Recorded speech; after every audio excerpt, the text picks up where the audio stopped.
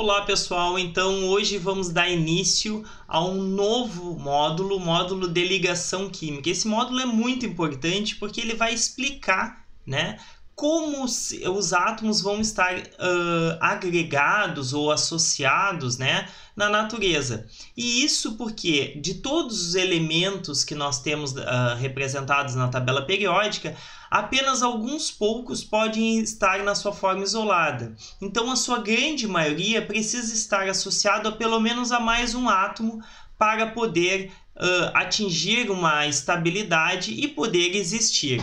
Então, não se encontra átomos de uma forma geral isolados, eles se encontram sempre ligados. E por isso, então, a importância desse módulo que é de ligações químicas.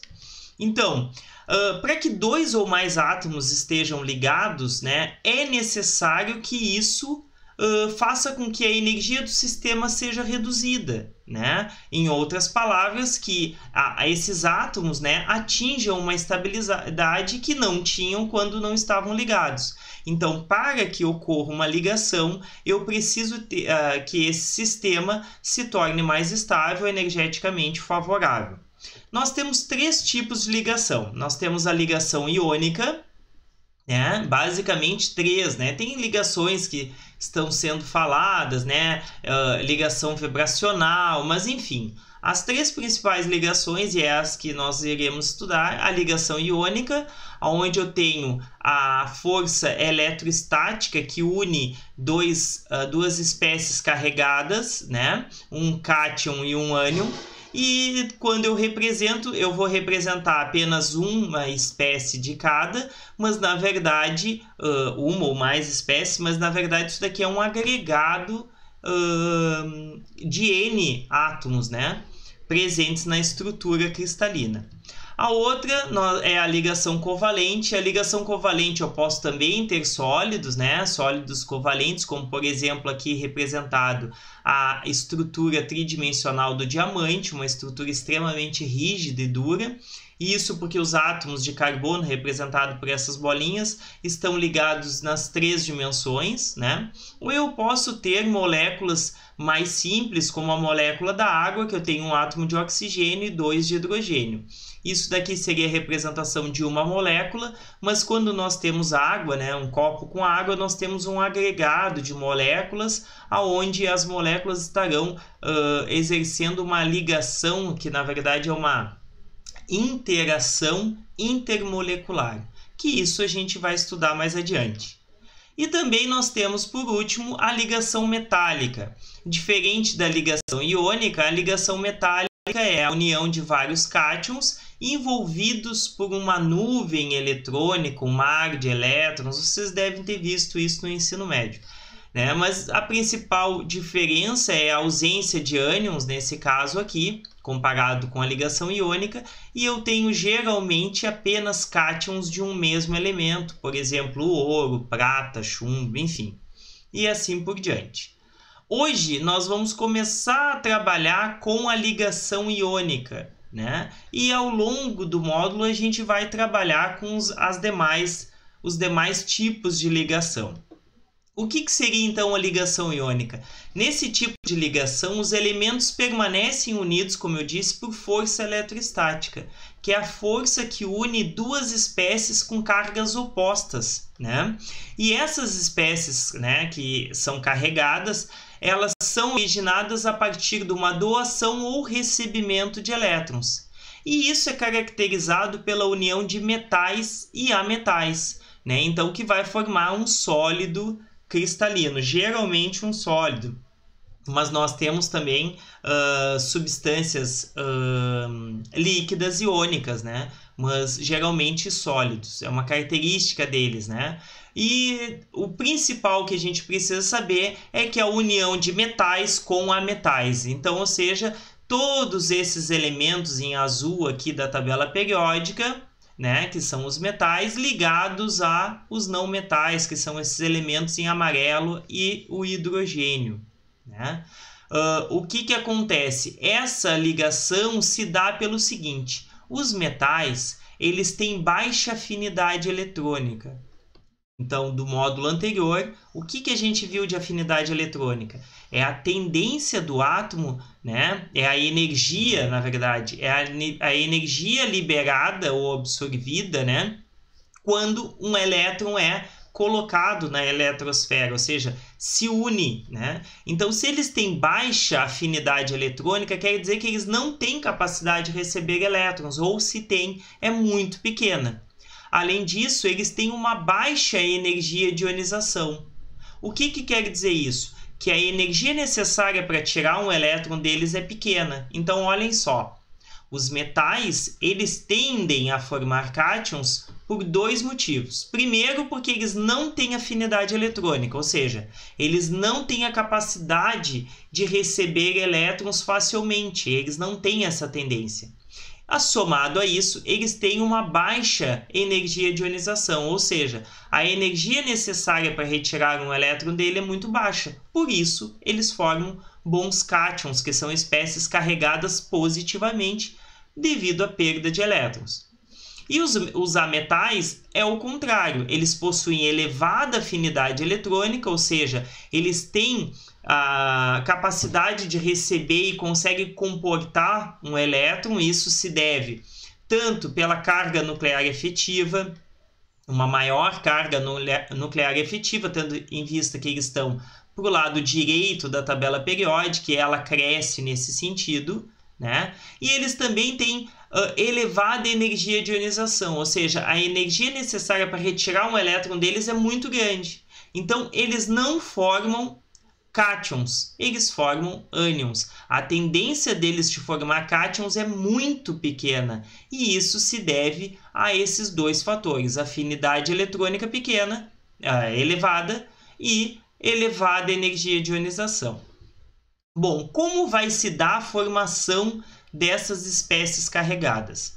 Então, no caso dos cátions, eles vão tender a doar os seus elétrons, e isso se deve à baixa energia de ionização, para atingir a configuração do gás nobre próximo a eles, né? Então, por exemplo, o lítio, o berílio e o boro, eles vão tender a doar os seus elétrons para poder atingir a estabilidade ou a configuração eletrônica do hélio.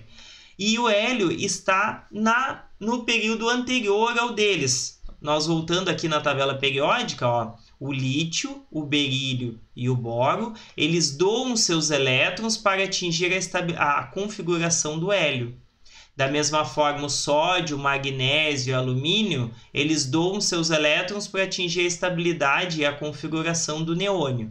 E assim por diante. Então, como é que vai ocorrer isso daqui? A configuração do hélio, né, é a de camada fechada, né? Então, ou seja, ele tem apenas a primeira camada, o primeiro nível, e nesse nível ele tem os dois elétrons que o primeiro nível comporta. Então, ele tem essa camada preenchida. Já o lítio, ele tem a primeira camada preenchida mais um elétron. O que vai acontecer? Ele tende a perder esse elétron, e por isso ele tem uma baixa energia de ionização, né? E aí o que vai acontecer? No momento que ele perde, ele assume a configuração do gás nobre anterior a ele. O berílio, ele tem a configuração do hélio mais dois elétrons. O que eu quero chamar a atenção aqui? Primeiro, quando eu vou fazer a distribuição eletrônica dos átomos, eu não preciso fazer. Aqui era simples, era só um S2. Mas imagina se eu for fazer aqui, né, do talho. Vai ser extremamente grande a distribuição. Então eu coloco o gás nobre anterior a ele entre conchetes. E isso quer dizer que o berílio tem toda a configuração do hélio mais 2s2. Então, além dos dois elétrons que o hélio tem, ele tem mais 2s2 no nível 2. Tranquilo? Então, eu posso representar dessa forma como dessa daqui. Válido lembrar que quando eu coloco o gás nobre entre parênteses, quer dizer que esse elemento tenha toda a configuração do gás nobre mais o que estiver fora. Tranquilo? Então, vamos seguir. O que vai acontecer? O berílio tende a perder esses dois elétrons porque ele vai ficar com a configuração do gás nobre. E é importante isso que a gente saiba, e vocês vão lembrar lá do ensino médio que se falava da regra do octeto. ou da camada fechada, no caso do hélio, camada fechada. Isso não é uma regra, né? Eles tendem a adquirir a estabilidade de um gás nobre, a configuração do gás nobre, mas não obrigatoriamente. Alguns elementos, e a gente vai ver, fogem dessa regra, né? Então isso não é uma lei, é apenas alguma regra. Existem algumas outras que a gente vai ver. Então, ao momento que eles doam esses elétrons, eles assumem cargas positivas. O lítio que doa um elétron assume uma carga positiva, ficando com a configuração do hélio. O berílio fica com 2 cargas positivas ao doar os seus 2 elétrons, ficando com a configuração também do hélio. Eu também posso aqui passar para o terceiro período. O sódio tem 11 elétrons, então ele tem toda a configuração do neônio. O neônio, na sua camada de valência, ele e todos os outros gases nobres, com exceção do hélio, tem 8 elétrons na camada de valência. E o que vai acontecer? O sódio doa este elétron, ficando com a configuração do neônio. O magnésio doa esses 2 elétrons, ficando com a configuração do neônio. E aí eles assumem cargas positivas. Aqui eu representei dois períodos, né? Que é o período 2 e o período 3. E esses 2 períodos eles seguem a tendência de assumir a configuração eletrônica do gás nobre anterior a eles.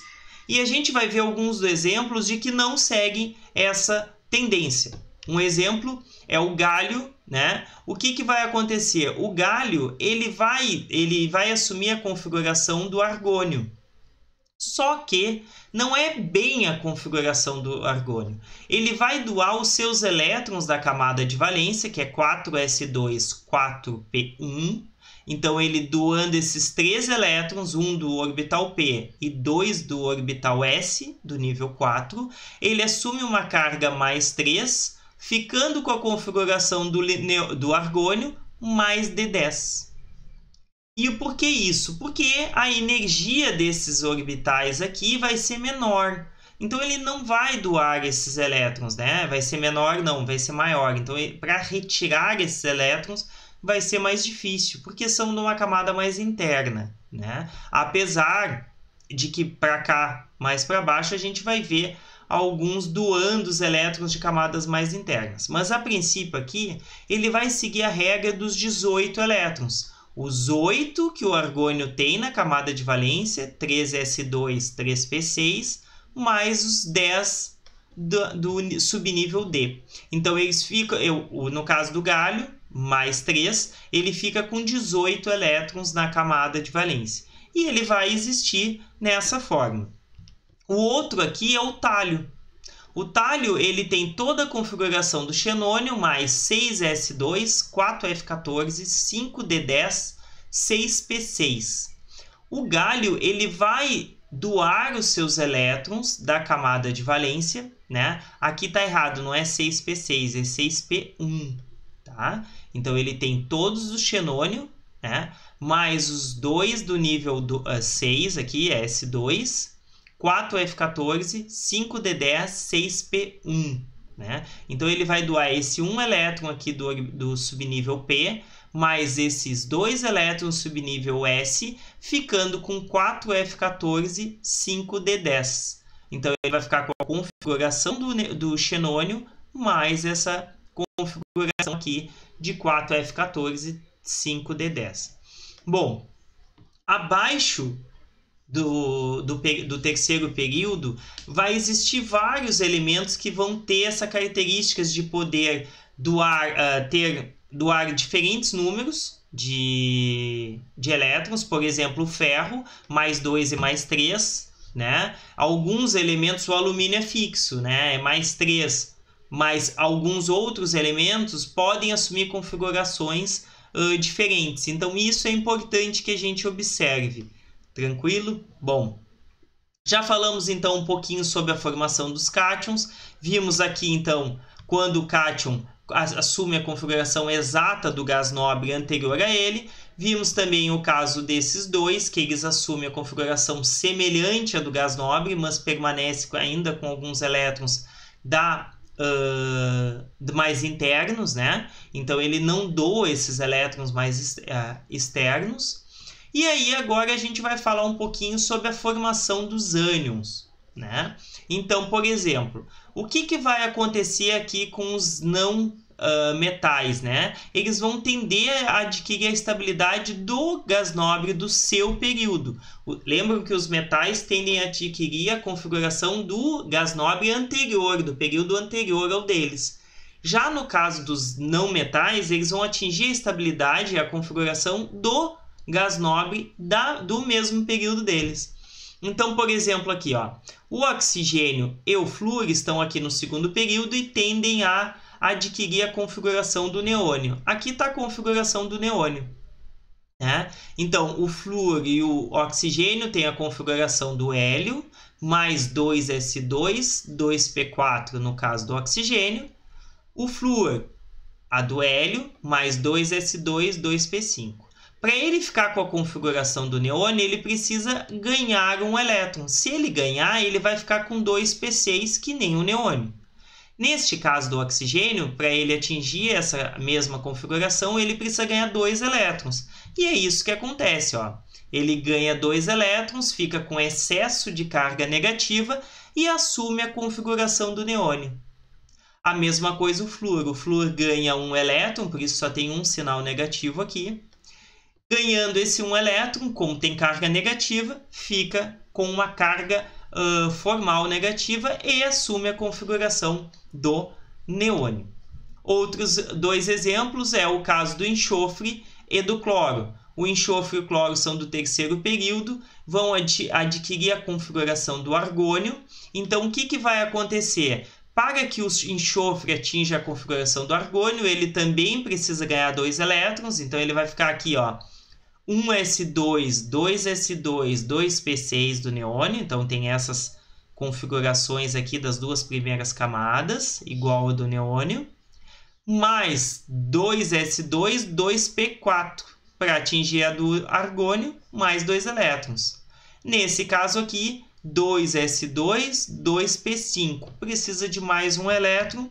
E aí, por isso, eles atingem a configuração do argônio quando o enxofre ganha 2 elétrons e o cloro ganha 1 elétron. Bom, a gente viu aqui a formação de alguns ânions, né? Alguns cátions, a gente entendeu por que ocorre isso. Isso se deve a eles atingirem uma maior estabilidade. E aí depois, na próxima videoaula, a gente vai trabalhar como vai ocorrer a união desses cátions e ânions. Então, até agora, a gente viu a formação deles, viu que existem alguns cátions, né, que vão doar mais do que apenas 2 ou 3, né, podem ter um número de oxidação, ou seja, um número de elétrons doados variável, né, que é o caso do ferro mais 2 e ferro mais 3 e outros elementos, né.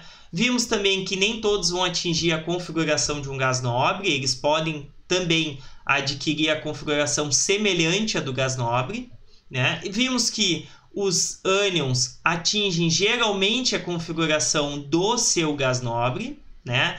Com exceção, por exemplo, aqui, ó, do nitrogênio, do carbono, que dificilmente, né, os ânions vão ter ânions monoatômicos, ou seja, com um átomo. Eles dificilmente vão atingir uma carga -3 ou -4, é mais difícil. Então, geralmente, -2, como o ânion óxido, fluoretos. Então, os fluoretos, cloretos, brometos e iodetos são muito comuns. O íon óxido também e o sulfeto também. Mas o nitrogênio negativo com -3 já é mais difícil. O carbono -4, então, tá? Mas a ideia é que eles vão atingir a estabilidade ao doar receber elétrons e atingir a configuração do gás nobre do seu período. Até a próxima aula, quando a gente vai falar então como esses cátions e ânions vão se ligar entre si.